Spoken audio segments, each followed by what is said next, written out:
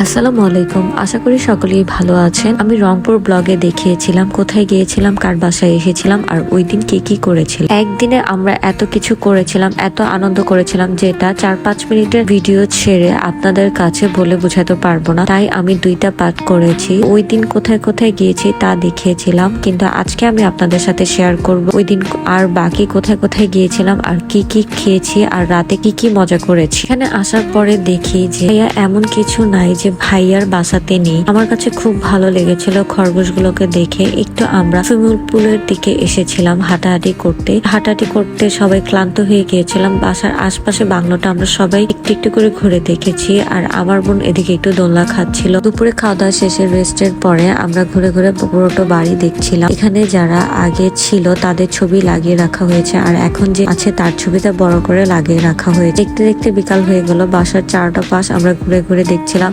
আর এখানে একটু ফাঁকে আমরা আড্ডা দিচ্ছিলাম। বাসাটা যতই সময় যাচ্ছে আমাদের কাছে খুব ভালো লাগছিল। সকালে তো এক অন্যরকম সৌন্দর্য ছিল, রাতের বেলা দেখি লাইট ধরানোর পরে আরো সুন্দর লাগছিল। এই ঝর্ণাটা আমার কাছে খুব ভালো লেগে। রাতের বেলায় বাড়ির চারপাশ দেখতে খুবই সুন্দর লাগছিল, আর চারিদিকে এত সুন্দর করে লাইটগুলো ধরিয়ে রাখা হয়েছিল, যার কারণে বাড়ির সৌন্দর্য আগের থেকে আরো বেশি গুণ সুন্দর ফুটিয়ে তোলা হয়েছে। এদিকে এত সুন্দর লাগছিল চারিদিক। আমরা এখানে ফ্রেঞ্চ ফ্রাই খেয়ে নিয়েছি, ক্ষুধা লেগেছিল দেখে। খাওয়া দাওয়া শেষে বাসার সবাই একসাথে গাড়ি করে বেরিয়ে গেল। আর চারিদিকে এত ফাঁকা ছিল রাস্তা, কারণ আমরা মেজর জেনারেলের রিলিফ বলে কথা, আমরা যেখানেই যাচ্ছি আগে থেকে রাস্তা ফাঁকা করে রাখা হচ্ছিল। পার্কে নিয়ে এসেছিল, কারণ সন্ধ্যা হয়ে গিয়েছে দেখে আমরা বেশি দূরে যাইনি। রানীবাসের পাশেই একটা পার্ক আছে, সেখানে ঘুরতে গিয়েছি। সেটার নাম হচ্ছে পয়াস পার্ক। এখানে আমরা দোলনায় উঠেছি। আমি আর জুমাইরা একসাথে বসেছি। আমার কাছে খুব ভালো লাগছিল। এদিকে আমার বোনও বসছিল। আমরা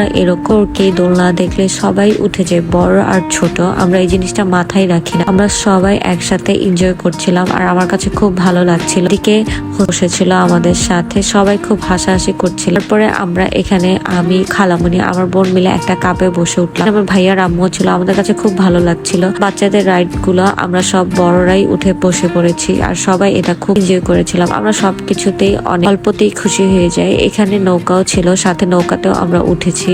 এত মজা লাগছিল। আমরা সবাই মিলে সবগুলো রাইডস একসাথে উঠেছি, বড় আর ছোট। আমরা সবসময় একসাথে কিছু এনজয় করার চেষ্টা করি। আমার কাছে খুব ভালো লাগছিল। রাতের বেলাগুলো এত সুন্দর করে সাজিয়ে রাখা হয়েছে। টিনের কারণে চারপাশ এত সুন্দর লাগছিল। এখানে কিছু গোল্ডফিশও আছে। আমাদের কাছে খুব ভালো লাগছে। এখানে আমাদের জন্য গাড়ি ওয়েট করছিল।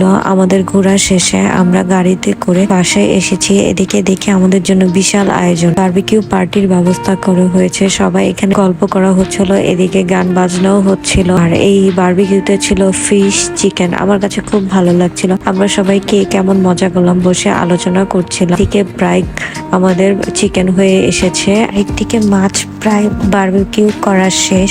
তো সবাই মিলে একসাথে খাওয়া দাওয়া করছিলাম, আড্ডা দিচ্ছিলাম। আমার কাছে খুব ভালো লাগছিল। সবাই মিলে অনেকদিন পর একসাথে খাওয়া শেষে একটু মিষ্টি খেয়ে নিলাম। ভাই যখন ঘুমাতে চলে গিয়েছে, আমি একা বসে বারান্দায় ওয়েদার দেখছিলাম। আমার কাছে খুব ভালো লাগছিল। আজকে এই পর্যন্তই। ভিডিওটি কেমন লাগলো অবশ্যই কমেন্ট করে জানা। ভালো লাগলে লাইক শেয়ার করে পাশে থাকবেন।